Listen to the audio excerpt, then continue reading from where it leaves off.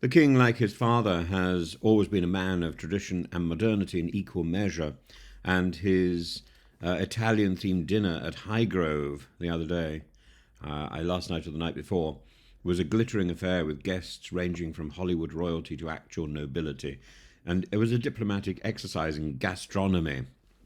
The evening was in many ways a prelude to his upcoming state visit to Italy and the Vatican in April, marking his 18th official visit to the country. It also serves as a symbolic return to royal duties a year after Buckingham Palace first announced his cancer diagnosis.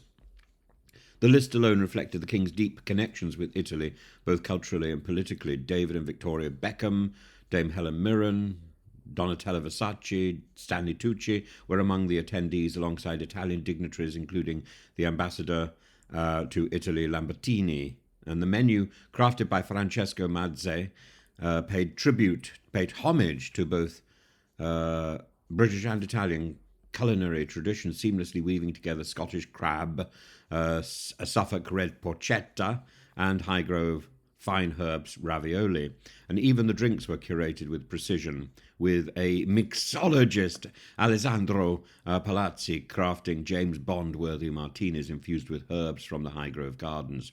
King Charles, in a speech that resonated with his lifelong commitment to sustainable practices, extolled the virtues of the slow food movement, a concept he's championed for decades, first initiated by Italian food writer Carlo Petrini in response to the opening of a McDonald's in Rome's historic Piazza di Spagna. And slow food champions sustainable agricultural and traditional cooking methods. And Charles, who spoke at the Terra Madre conference in Turin 21 years ago, underscored the importance of preserving national food cultures, calling them a priceless social and environmental asset. And despite his ongoing treatment, Charles has been adamant that his calendar remains packed. Palace insiders have noted his insistence on filling every available slot with engagements, whether it be diplomatic meetings, community visits, or cultural events.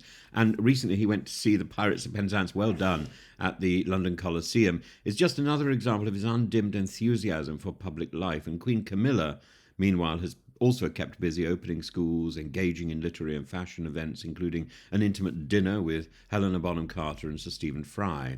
This renewed royal dynamism has extended across the family. The Prince of Wales has been dubbed the Prince of Power Tools after demonstrating his DIY skills in Scotland, while the Princess of Wales has been slowly returning to public engagements. Even 6-year-old Prince Louis played his part with a photograph he took of his mother, released for World Cancer Day. The Princess Royal, undeterred by her own stint in intensive care, was in Bristol visiting the very hospital that treated her for head wounds after a suspected horse-related incident. And she cannot recall the incidents. She cannot recall the details. Charles's upcoming visit to the Vatican is one of the great historical and personal moments, and it will resonate greatly.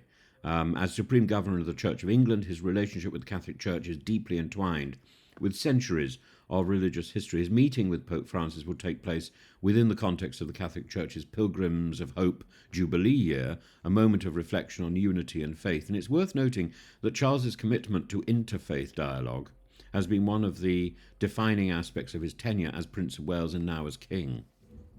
His visit to the Vatican also coincides with the 20th wedding anniversary with Queen Camilla, adding a personal touch to the occasion. Rome and Ravenna, the two primary stops on his state visit, hold deep historical ties with Britain, both politically and ecclesiastically. Ravenna, famed for its early Christian mosaics, will no doubt provide a backdrop to discussions on art, heritage, and religious diplomacy.